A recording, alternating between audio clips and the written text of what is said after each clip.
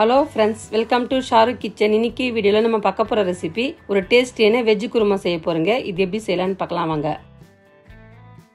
Veg kurma செய்ய தேவையான பொருட்கள்: பொடியை கட் பண்ண ஒரு பெரிய உருளைக்கிழங்கு, பொடியை கட் பண்ண ஒரு கேரட், பொடியை கட் பண்ண 10 பீன்ஸ், பொடியை கட் பண்ண 2 பெரிய வெங்காயம், 4 பச்சை மிளகா, பொடியை கட் பண்ண 2 மீடியம் சைஸ் தக்காளி. அடுத்து ஸ்டவ் ஆன் பண்ணி ஒரு குக்கரை வச்சு 3 டீஸ்பூன் எண்ணெயை சேர்த்து எண்ணெய் நல்லா சூடானதும் பொடியை கட் பண்ண வெங்காயத்தை சேர்த்து நல்லா வதக்கிக்கலாம்.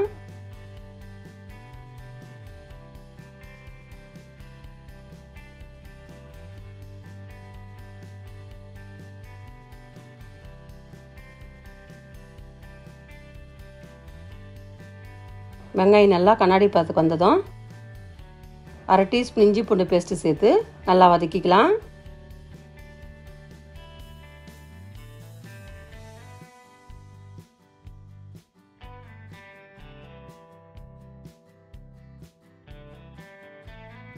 இஞ்சி பூண்டுடைய பச்சை வாசனை போனதும் பொடியை கட் பண்ண தக்காளியும் சேர்த்து கூடவே பச்சை மிளகாயும் சேர்த்து நல்லா வதக்கிக்கலாம்.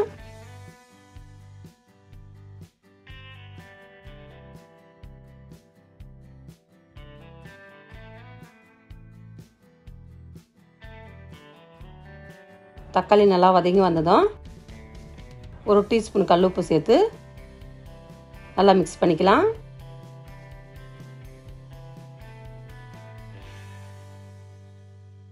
அடுத்து பொடியை கட் பண்ண உருளைக்கிழங்கு சேர்த்து பொடியை கட் பண்ண கேரட்டையும் சேர்த்து நல்லா மிக்ஸ் பண்ணிக்கலாம்.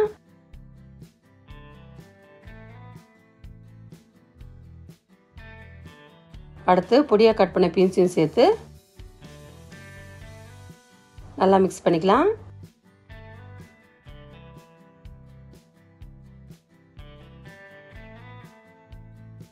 அடுத்து 1/2 டீஸ்பூன் தனி மிளகாய்த்தூளை சேர்த்து 1 டீஸ்பூன் மல்லித்தூளை சேர்த்து 1/4 டீஸ்பூன் மஞ்சள் தூளை சேர்த்து நல்லா மிக்ஸ் பண்ணிக்கலாம்.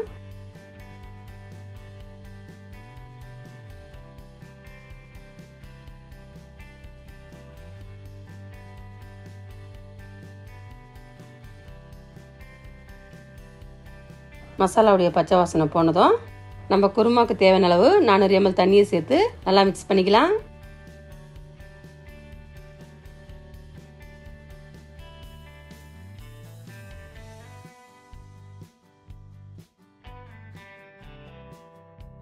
இப்போ குக்கருடைய மூடியை போட்டு மூடி 3 விசில் விட்டு எடுத்துக்கலாம். நம்ம காய்கறி வேகிற சமயத்தில் ஒரு மிக்சர் ஜாரை வச்சு 1/2 மூடி தேங்காவை சின்ன சின்ன பீஸாக கட் பண்ணி சேர்த்து நல்லா குறகுறன்னு அரைச்சிக்கலாம். இந்த மாதிரி அரைச்சி எடுத்ததும் 1/2 டீஸ்பூன் மிளகு சேர்த்து 2 டீஸ்பூன் உடைச்ச கடலை சேர்த்து 5 முந்திரியை சேர்த்து 1/2 டீஸ்பூன் சோம்பு சேர்த்து நல்லா அரைச்சி எடுத்துக்கலாம். தண்ணி சேர்த்து இந்த மாதிரி நல்லா ஃபைன் பேஸ்ட்டாக அரைச்சி எடுத்துக்குங்க. 3 விசிலுக்கு அப்புறம் ஸ்டவ் ஆஃப் பண்ணிவிட்டு குக்கருடைய ப்ரெஷர் போனதும்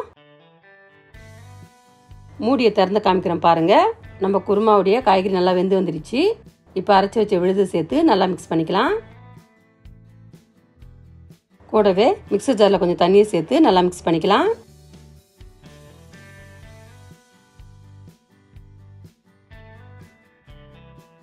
இது நல்லா மிக்ஸ் ஆனதும் மூடியை போட்டு மூடி 5 நிமிஷம் அப்படியே குக் ஆகட்டுங்க. 5 நிமிஷத்துக்கு அப்புறம் பாருங்க, நம்ம குருமா நல்லா சூப்பராக குக் ஆகிடுச்சு. கடைசியாக பொடியை கட் பண்ண கொத்தமல்லியும் சேர்த்து நல்லா மிக்ஸ் பண்ணிக்கலாம்.